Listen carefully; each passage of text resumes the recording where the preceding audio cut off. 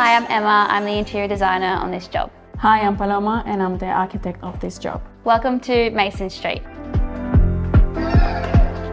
Located in Melbourne northern suburbs, this home was built in the 1950s and had not been renovated since. When redesigning this home, we pull a lot of inspiration from the existing mid-century features. The unique history of this home is what makes this project really special. We wanted to celebrate the beauty of the original spaces by retaining what we could, while introducing a modern take for the new areas.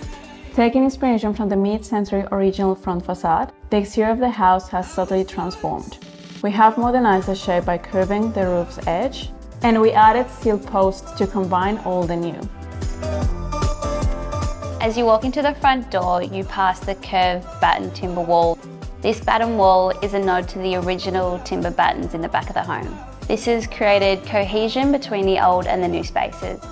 The hallway leads you to the kitchen, which was originally the living area with the kitchen enclosed towards the back. We removed the walls separating these spaces to create one large room. There are several key elements that we've incorporated into this kitchen to achieve the desired mid-century look. Natural timber and terrazzo are materials that are both commonly found in homes from this era, so both were clear choices in the design process. The use of natural timber battens on the island adds warmth and texture to the space. Incorporating terrazzo adds character to the kitchen, whilst also being durable and easy to maintain. The white two-pack joinery creates a clean and modern look, whilst also being timeless. The satin finish adds a subtle sheen to the cabinetry, which reflects light and makes the kitchen feel more spacious. The splashback window along the south wall of the kitchen creates a relationship with the outside.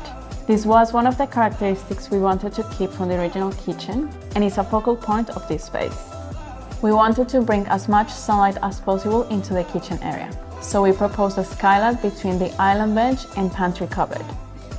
Opposite the kitchen is the open-plan living and dining area, where we retain the existing fireplace, flooring and windows, following one of the main goals of this project, which was to keep as many existing features as possible.